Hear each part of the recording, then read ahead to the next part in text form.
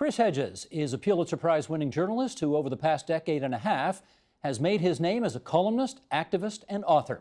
He's been a vociferous public critic of presidents on both sides of the American political spectrum, and his latest book, America, The Farewell Tour, is nothing short of a full-throated throttling of the political, social, and cultural state of his country. And with that, we welcome Chris Hedges back to TVO. It's so nice to see you in that chair. Thank you. You know, I sort of jokingly said to you in the green room before we started, having read your book, I don't know whether to kill myself today or wait till tomorrow. Right, but I said you're Canadian, so we don't imagine being an American. This is the most depressing look at your country I think I've ever read. And if I can just be permitted sort of an observation on the top, and then you tell me if I'm totally out to lunch here. After reading this, I thought Chris Hedges sees the same problems in America that I heard from Donald Trump at the Republican convention, where he described widespread carnage and mass unemployment and drug problems and so many things bad with America. Your prescriptions, obviously, for fixing all of that are different. But do you two essentially see the country the same way in that regard? No, because it's important that while he will run down some of the pathologies that have gripped huge sections of the country, he blames them on undocumented workers, on liberals, on Muslims, on Mexicans, So he's a classic con artist or a demagogue. But you do raise an important point. He tapped into the deep despair and rage that large segments, in particular the white working class, feels at having been betrayed by both of the major parties. Well, let's get into it then. You call this a farewell tour. A farewell to what? A farewell to the American empire, to America as we know it. And is that a good thing? Because I've heard some people say, a farewell to American empire will be a good thing for this world. It depends how the empire dissolves. It depends what our reaction is.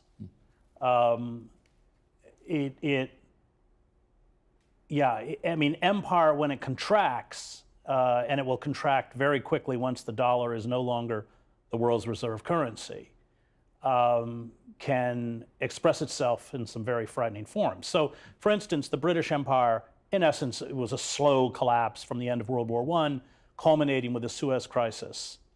In 56. The abortive attempt to retake the Suez Canal after it was nationalized. They had to retreat in humiliation, largely because of Eisenhower's opposition. And then the pound sterling was dropped. And so they fell into a pretty significant depression, but they handled it in a different way. What happens in the United States, we're not prepared at all. Our democratic, social, and cultural institutions are deeply decayed. We are also a very violent society in a way that, for instance, Canada is not, or in the way that Great Britain is not. We are awash in weapons, and not just weapons, but these are, in essence, these AK-14, not AK, the AR-14s that are used in these mass shootings in schools and concert venues and malls and are assault weapons. They're not for hunting, and they're easily accessible. So I worry that the disintegration of empire will exacerbate the kinds of dark pathologies that I spend a lot of time in the book writing about. The UK farewell tour, as you've described it, took about 40 years. How long has the American farewell tour been going for? Well, there's been a steady decline, I would say, since the early 70s, when we shifted, in the words of the Harvard historian Charles Mayer, from an empire of production to an empire of consumption. So we began to borrow to maintain both an empire and a lifestyle we could no longer afford. Those began, the distortions accelerated under Reagan. The cannibalizing, that's when the cannibalizing of the federal government began on behalf of corporations at the expense of the citizenry. The famous phrase, government is not the solution, government is the problem. Well, that's true if you're Goldman Sachs or ExxonMobil, but it's not true if you're a single mother trying to raise children on a substandard wage or no wage. So all of the mechanisms by which democracy was supported by which opportunity was offered to have been slowly erased. And of course, we've been deindustrialized, as has large parts of Canada, with all of the attendant consequences that come from collapsed communities, the loss of good paying, unionized jobs. I'm going to play devil's advocate for a second here, because of course Donald Trump would say the growth rate that America is experiencing right now, the economic growth rate hasn't been this high in decades, the unemployment rate hasn't been this low in decades. He sees other signs of a country that is economically quite dynamic right now. Well, it's all about measurement. So yes, it's true the stock market is on a run, but why? Well, largely, first of all, because of the Donald Trump's tax cuts, which will remove an estimated $1.5 trillion from the U.S. budget over a 10-year period. That money has not been used to bolster manufacturing or create jobs. It's either been hoarded or it's been used to buy back stock, and that has inflated the stock market because the senior managers and CEOs of large corporations, their compensation packages are tied to the value of stock. Presumably some of it's gone to creating new jobs. Not much. That's how unemployment gets below 4%. Yeah, presumably. But the unemployment figures are completely fixed. If you look at how they measure unemployment. So for instance, if you work 1 hour a week, you're counted as employed. The average worker at Walmart works 28 hours a week, which puts them below the poverty line. They're counted as employed. If you have stopped looking for work after 4 weeks, you are magically erased from the unemployment rolls. And it doesn't count large sectors of the population, students, retired people, many of whom are now riding around in RV vans, doing temp work for Amazon at Christmas for 12 hours a day in warehouses, prisoners. So real unemployment, the LA Times a couple years ago said, real unemployment is pushing probably 17%. If we're talking, and if we removed people, or if we look at people who are considered the working poor, i.e. those people who have jobs but are below the poverty line, as in essence unemployed, or certainly not receiving an income that can sustain in any way a lifestyle, yeah. I know you're not a massive fan of heartless capitalism, as I just read in 308 pages of the book. However, private companies create most of the jobs that most Americans have. So what do we do about that? Well, I would argue that there are different types of capitalism. So I grew up in a farm town in upstate New York, and I saw the penny capitalism of farmers. Farmers brought their produce in for sale. You had regional capitalism, so a local factory owner who lived in the community, sat on the school board, paid taxes. And then you have corporate capitalism, which is another animal altogether. So when you talk about producing jobs, let's look at Apple. Where are the manufacturing jobs for Apple? Overseas. They're in China. Yeah. And what are the working conditions for the people they're subcontractors who make Apple products? Not great. It's kind of slave labor. It's huge suicide rates, wage theft. When they don't make quotas, they're not paid. People climbing up living in these horrific dormitories. So corporate capitalism is an enemy of penny and regional capitalism. And it is global. It's supranational. It has no loyalty to the nation state. And it is corporate capitalism that has distorted and kind of hollowed the American economy out from the inside. When I read your book, I see an America at war with itself between white supremacists and neo-Nazis who are trying to make their claim for the end of the world. I see you describe widespread sexual abuse in a hardcore poor industry that is completely frightening. Opioid and drug abuse and heroin abuse that is off the charts. Addictive gambling run amok. Widespread, as you've described already here tonight, inadequate employment and underemployment and unemployment. Far too much general suffering. I understand you're trying to tell a story here, but is that genuinely, truly reflective of America today? Yes, and I think that I traveled all over the country, as you know, for this, and spent 2 years. So I was in Anderson, Indiana, where all the old GM plants were, Utah. I wrote my gambling chapter out of the Trump Taj Mahal before Trump ever even announced he was running for president. It's in Atlantic City. In Atlantic City. It's now closed. When I was writing, it was in deep decay. I mean, most of the rooms were mothballed. There was Rats. mice all, yeah. Yes. I mean, the mice were fighting on the floor and that kind of stuff. People shooting up in the elevators. So I think what was so disturbing for me writing the book was how many people have been affected, especially in the opioid crisis. I don't think the numbers begin to reflect the numbers of people who are addicted to powerful narcotics, depressants.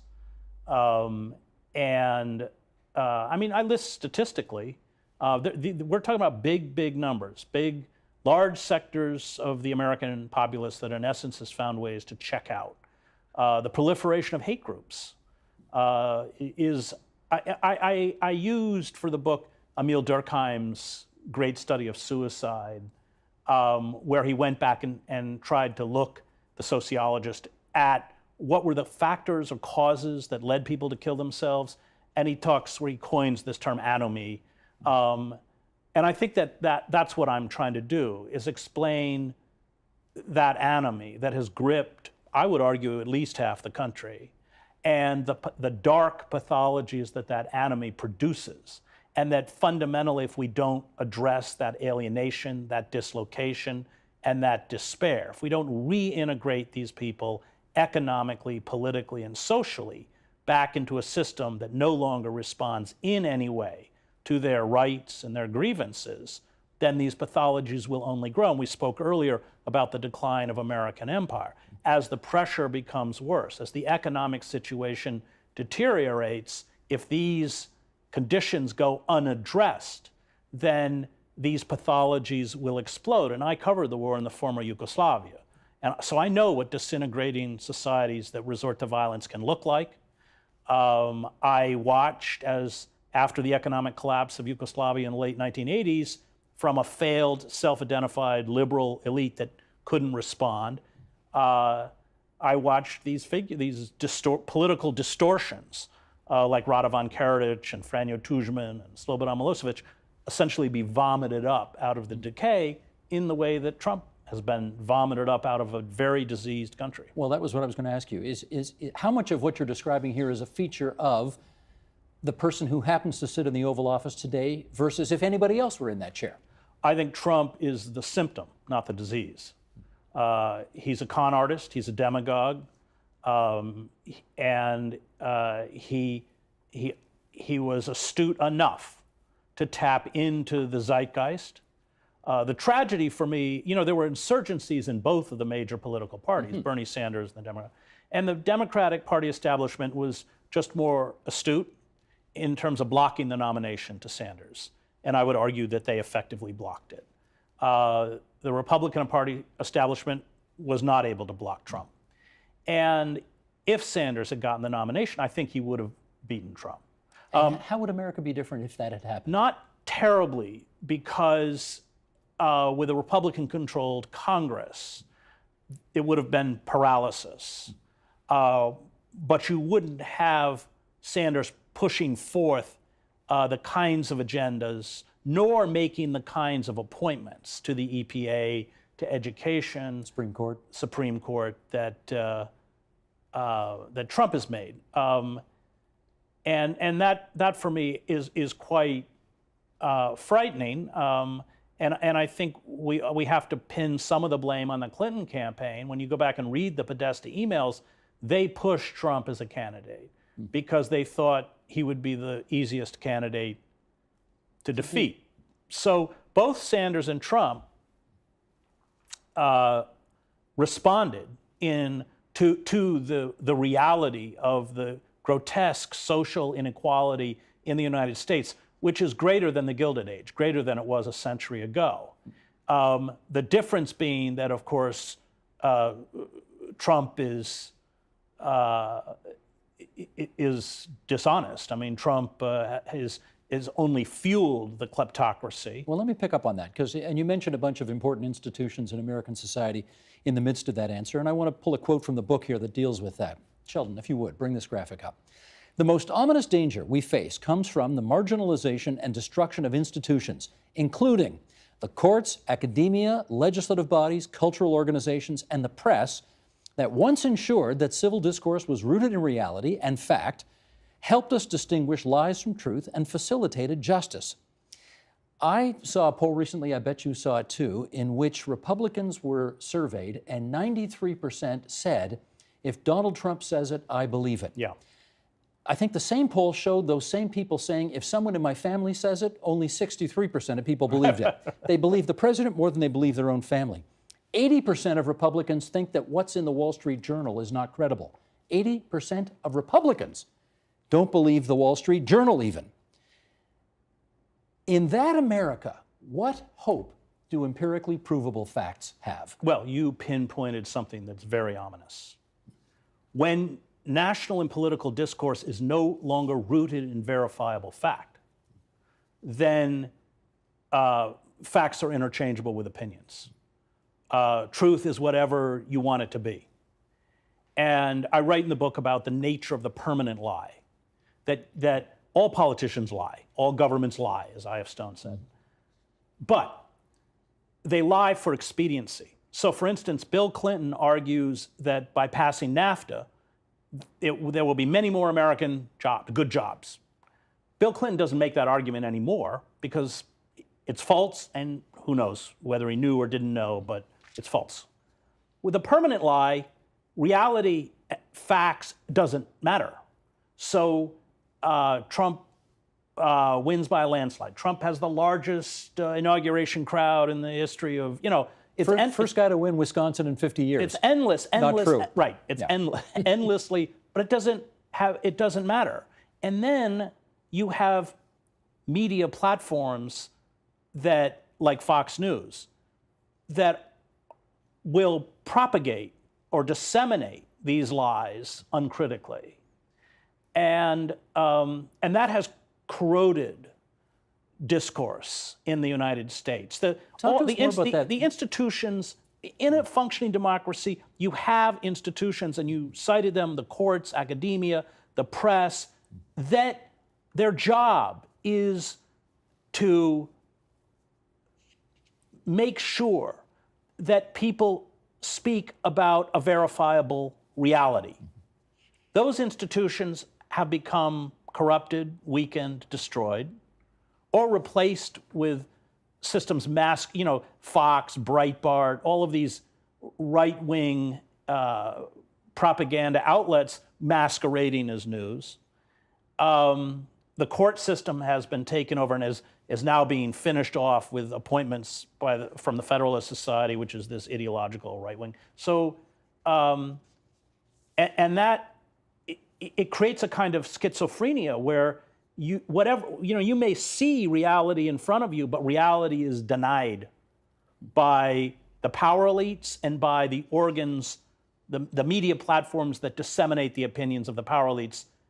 And that really begins to sound like descriptions of totalitarianism someone like Hannah Arendt would write about. I don't want to let the clock get too far away from us here without giving you an opportunity to speak to what you see as the prescription for getting America out of this farewell tour. And here's just a few of the ideas that you advance in the book.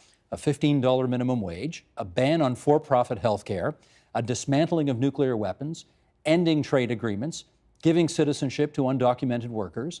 What do you think implementing that menu of policies would change? I think that it's about reintegration. So it's about taking this huge dispossessed segment of the American population and reintegrating them into the country. And of course, the opposite is happening through programs of austerity, slashing welfare. The original welfare program, which was cut by Clinton, 70% of the recipients were children. I mean, it was called AFDC. Yeah. The C standing for children. Yeah. Well, and the children were sold out. Mm-hmm. And there's been now a further slashing of availability of food stamps. So you're taking a population in distress, and you are exacerbating that distress. So I wrote a book about the Christian right called American Fascists, and I came to the conclusion after 2 years of writing that book that the only way to battle the Christian right, which I see as a kind of Christianized fascist force, and I speak as a seminary graduate, We should point that out. You're a reverend Yes, in the Presbyterian Church. I am, yeah. You are the Dr. That's right. Reverend That's right. So Christopher Lynn Hedges. the importance, I believe, to countering the magical thinking of the Christian right was rooted in the economy, in reintegrating them into the economy, giving them the kinds of jobs, the unionized jobs that were once available, where you had job security, job safety, a pension plan, medical benefits, and a salary that could sustain a family. That's all gone. And by making it worse, we are pushing larger and larger parts of the population into the embrace of demagogues, hate groups, or seeing them engage in behaviors that are willfully self-destructive. I mean, suicide, for instance, the highest rate of suicide in the United States are middle-aged white men who realize that there's no place for them anymore. Yeah. And I quote Pope John Paul in his encyclical on work, work is not just about the exchange of labor for wages. It is about status, dignity, self-respect, the ability to find a meaningful place in society. And we're not doing it. And the longer we don't do it, the worse it's going to get. Here's another quote from the book. Politics is a game of fear. Those who do not have the ability to frighten power elites do not succeed. The platitudes about justice, equality, and democracy are just that. Only when ruling elites become worried about survival do they react. Appealing to the better nature of the powerful is useless. They don't have one. I guess I need to ask you whether you are actually advocating the violent overthrow of the United States government. No, I'm strongly opposed to violence as a mechanism. Let's take the violent out of that sentence. Are you advocating the overthrow of the United States government? I'm advocating the overthrow of a corporate government. I'm advocating the reversal of the corporate coup d'etat in slow motion. How does that happen? It happens the same way it happened in Eastern Europe. I covered the revolutions in East Germany, Czechoslovakia, Romania. It happens when people have enough. And but how is it not? I mean, if the Great Recession, 2008 till whenever, if that didn't, and all of the corporate kleptocracy that Wall Street got away with there, and how Main Street had to pay for it, if that didn't propel people to rise up, what will? The next crash. We're getting one. I don't know when, but it's coming. And this time around, the elites don't have a plan B. So what's it going to look like? They can't lower interest rates any more than they've already lowered them. We're already at virtually zero. So what does that look like, that rising up that you see coming? Well, we've seen glimpses of it. You know, the Podemos movement in Spain, where they surrounded the parliament. I mean, large numbers of people taking to the streets, obstructing the system. I saw it in Wenceslas Square in Prague, 500,000 Czechs. I saw it in East Germany, in Leipzig. And that was the most efficient security and surveillance state in human history until our own. Okay, but I'm going to take a quote, if I remember it correctly, from your book, which was, now that we've got all those communists out of Eastern Europe, we can go back to the former government we used to have, fascism. Is that what's coming? Well, America's already a failed democracy. And Trump has no ideology. It's an ideological vacuum, which is very rapidly being filled by the Christian right. And we saw it. He just had a big White House dinner with evangelicals. He has 81% support among evangelicals. And as Noam Chomsky says, you may want Trump out, but believe me, Michael Pence will be worse. The Christian right is organized. They have their own universities. They have their own media platforms and systems of indoctrination. They have huge amounts of money behind them, including the most retrograde capitalists in the United States. So is that what's coming to replace whatever this is? I'm a reporter, and I learned a long time ago that trying to predict the future is a very dangerous thing. But unless there is sustained mass civil disobedience to put pressure on two political parties and a system that is completely captured by corporate power, then what's coming, I can assure you, will not look nice and not be good. You've called this America the Farewell Tour, but I wonder if this is exclusively, in your view, an American story. No.